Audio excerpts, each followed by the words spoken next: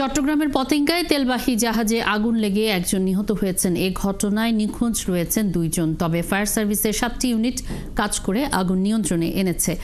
বেলা 11টায় চট্টগ্রামের পতেঙ্গায় কর্ণফুলী নদীর ডলফিন জেটিতে ইস্টার্ন রিফাইনারির তেল পরিবাহী বাংলার জ্যোতি নামে একটি তেলবাহী জাহাজে আগুন লাগে।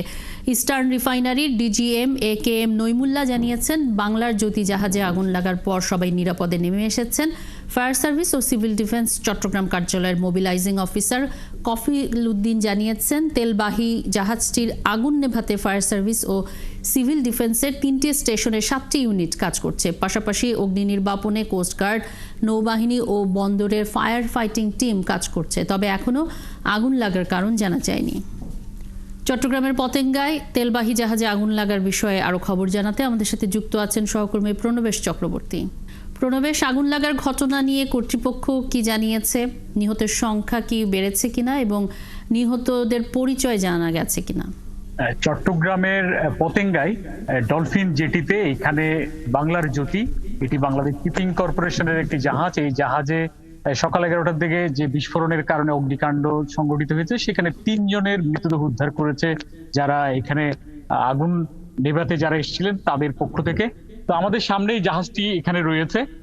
এই জাহাজে মূলত প্রায় 12,000 মেট্রিক টন অপরিশোধিত তেল নিয়ে এটি কুতুবদিয়া থেকে চট্টগ্রাম এর যে ইস্টার্ন রিফাইনারি রয়েছে, ইস্টার্ন রিফাইনারিতে এখানে আসছিল। আর এটি এখানে নোঙ্গর করার মুহূর্তেই এটিতে এই ঘটনাটি ঘটে বিস্ফোরণের মাধ্যমে। এবং পরবর্তীতে এখানে নৌবাহিনী, ফায়ার ব্রিগেড, কোস্টগার্ড, চট্টগ্রাম বন্দরের যে টাগবোট রয়েছে অগ্নি নির্বাপনের, তারা এসে অগ্নি নির্বাপন করে। তবে যারা এখানে অগ্নি নির্বাপনে যুক্ত ছিল তারা বলছেন, যদি এখানে অপরিশোধিত যে তেল সেগুলোতে যদি আগুন লাগতো আরো ভয়াবহ দুর্ঘটনা ঘটতে পারতো। মূলত এই বাংলার জ্যোতি এই অয়েল ট্যাঙ্কারটির সামনের যে অংশটি রয়েছে সেই অংশেই বিস্ফোরণের ঘটনাটি ঘটে। এই ঘটনার কারণে সামনের অংশ পুরোটাই উড়ে গেছে, কিন্তু যেখানে তেল, অপরিশোধিত তেল থাকে সেটি কিন্তু এখন ইনটেক্ট রয়েছে। তো আমরা যতটুকু জানতে পেরেছি যে 80-র দশকে অর্থাৎ 1983 সালের দিকে এই জাহাজটি এখানে নিয়ে 87 সালে এই জাহাজটি নিয়ে আসা হয়। 25 বছর মেয়াদ ধরা হয় এই ধরনের ট্যাঙ্কার গুলো, সেই হিসেবে এটি আসলে মেয়াদ উত্তীর্ণ। ফলে বাংলাদেশ শিপিং কর্পোরেশন এই জাহাজটি এখনো পরিচালনা করছে সরকারি অর্থায়নে বা সরকারি প্রতিষ্ঠানে। এর আগেও আরেকটি একই বাংলাদেশ শিপিং কর্পোরেশন আরেকটি তেলের ট্যাঙ্কারের বিস্ফোরণ ঘটেছিল 2006 সালের দিকে।